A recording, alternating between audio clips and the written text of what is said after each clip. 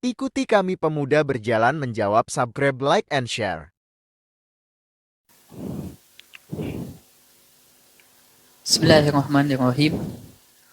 Eh, Zaman sekarang itu, Ustadz, banyak sekali fenomena-fenomena yang mungkin dulu itu tidak ada, tapi zaman sekarang terjadi. Salah satunya adalah biasanya dari lahir sampai masa balik atau dewasa itu berkeluarga non muslim lah. Dari lahir keluarga non muslim. Cuman karena di keluarga non muslim itu diberi kebebasan untuk mencari agamanya. Nah, kebetulan si anak itu pindah agama lah, jadi Islam lah, mualaf. Suatu ketika anaknya itu sudah besar, ingin menikah dan seterusnya.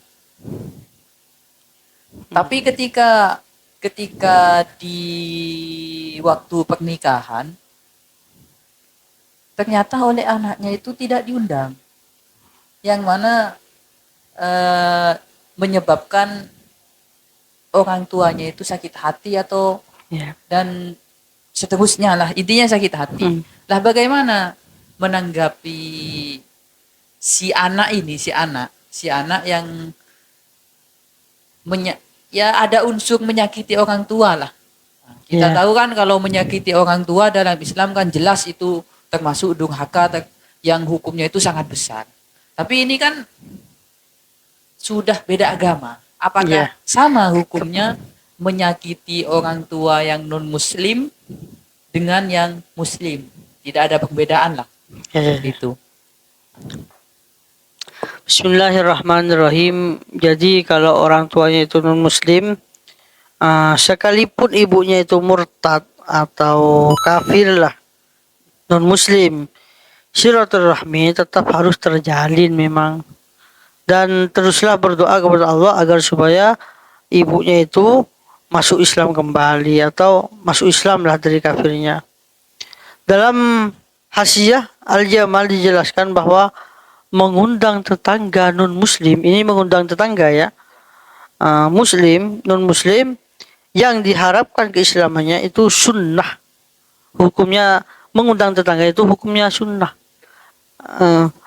Ketika ada acara mengundang tetangganya, apalagi ibunya sendiri yang non muslim, tetangga saja yang non muslim, kalau ada acara ngundang itu hukumnya sunnah dengan niatan agar masuk Islam. Apalagi ibunya, ya harus gitu loh.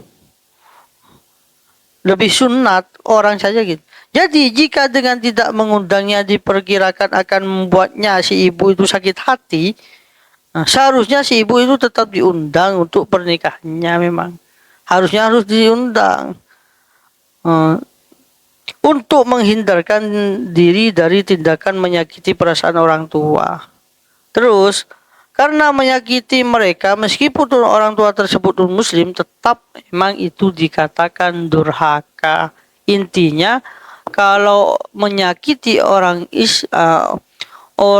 tua non muslim itu tetap dikatakan durhaka, walaupun itu bukan Islam, walaupun itu non muslim, tetap dikatakan durhaka. Wong ngundang tetangga itu sunnah, apalagi ngundang orang tua gitu loh. Gitu. Terus apa masuk durhaka? Ya durhaka walaupun orang tuanya itu non muslim. Begitu. Jadi untuk masalah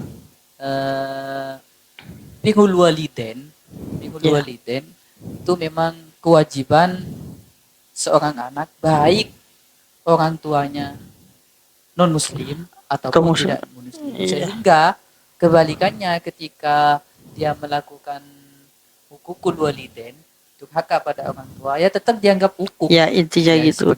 Jadi orang tua muslim atau tidak muslim atau non muslim itu tetap dikatakan durhaka lah intinya. Terima kasih.